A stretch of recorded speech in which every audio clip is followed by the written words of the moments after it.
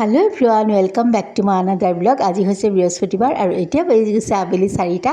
এয়া যোৱাকালি পাভ মাছ লৈছিলে, এইখিনি যোৱাকালিৰহে আকৌ দেই, মই দেখাই আছোঁ এতিয়াহে। আৰু তাৰপিছত নিমখ হালধি সানি ধুনীয়াকৈ ফ্ৰাই কৰি লৈছোঁ। চাওঁচোন কি কৰিব পাৰোঁ, আপোনালোকৰ ওচৰলৈ অকণমান লৈ আহিছোঁ। আৰু এয়া ধুনীয়াকৈ ভাজি লৈছোঁ আৰু মাছখিনি ভজাৰ লগে লগে মই এইফালে এয়া তেলখিনিও ভাজি লৈছোঁ মাছৰ। আৰু এয়া মোৰ মাছ ভাজি হৈ গ'ল।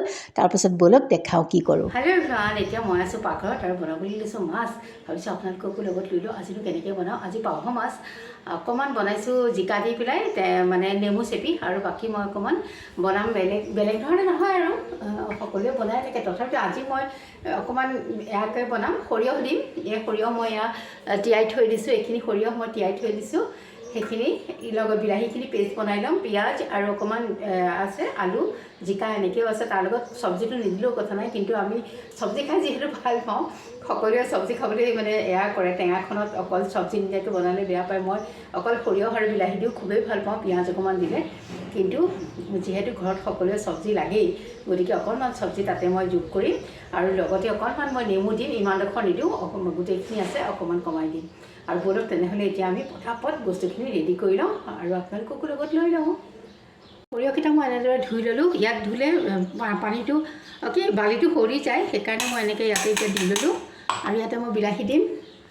আৰু ইয়াত দেখিছেনে, প্ৰথমতে মই অকণমান সৰিয়হখিনি গ্ৰাইণ্ড কৰি ল'লোঁ, তাৰপাছত বিলাহীখিনি দিছোঁ। নহ'লে কেতিয়াবা সৰিয়হখিনি ৰৈ যায় গোটা গোটা হৈ। এয়া মোৰ হৈ গ'ল। আৰু তাৰপিছত কেৰাহীটোত দিছোঁ অকণমান তেল আৰু পাঁচফোৰণ, পিঁয়াজখিনি ভাজি লৈছোঁ। আৰু এতিয়া মই প্ৰথমতে চব্জিখিনিও ভাজি লৈছোঁ। ক'ৰবাত বিলাহী প্ৰথমতে দি দিলে নিসিজিব বুলি অকণমান সিজা হোৱাত তাত মই দি দিছোঁ এই যিটো পেষ্ট, সৰিয়হ আৰু বিলাহীৰ পেষ্ট বনাইছিলোঁ, সেইটো প্ৰথমতে দিলে বেছি ভাল হয়, মানে ৰংটো বেছি ধুনীয়া হয়। কিন্তু মই এনেকৈ দিলোঁ।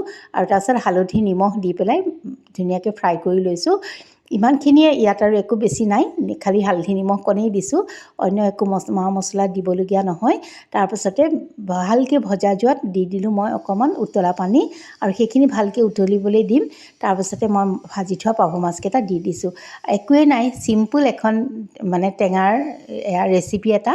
আৰু এয়া মই নেমু চেপি নমাই থৈ দিলোঁ। তাৰপাছতে কেইটামান জলকীয়া মই এনেই ওপৰতে দি থৈ দিছোঁ, যোনে খাই সি লৈ ল'ব।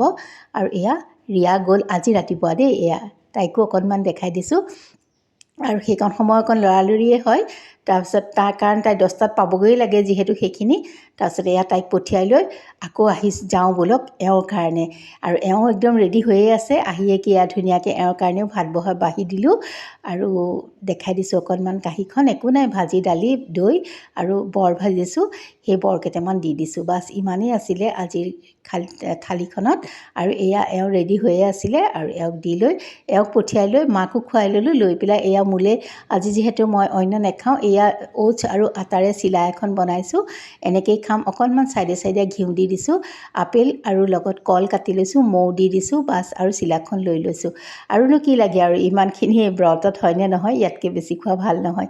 সেইবিলাক কৰি মেলি খাই মেলি লওঁতেই চব্জিৱালা আহিল। মই বোলো অকণমান ঘৰতে লৈ থওঁ আকৌ ওলাই যোৱাতকৈ। তাৰপাছতে বেছি নহয়, কিবাকিবি অকণমান লৈ থ'লোঁ এনেকৈ। তাৰপাছত বনাই দিলোঁ বৰৰ টেঙা এখন, কাৰণ ৰিয়া স্কুলৰ পৰা আহি এয়া কৰিব মন নকৰিব তাইৰ। স্কুল মানে সেয়া ৰিহাব চেণ্টাৰৰ পৰা অহাৰ পাছত সুদা ভাত খাবলৈ মন নকৰিব যিহেতু, সেইকাৰণে বৰৰ টেঙা অকণ বনাই ল'লোঁ। তাৰপাছতে অকণমান জলকীয়া ওপৰতে পেলাই থৈ দিলোঁ। গৰমত আমাৰ টেঙাই মেইন। আৰু হেল্ল' এভৰিৱান, এতিয়া মই আছোঁ কিটচেনত। আৰু এতিয়া ভাত পানী বনাই হৈ গ'ল।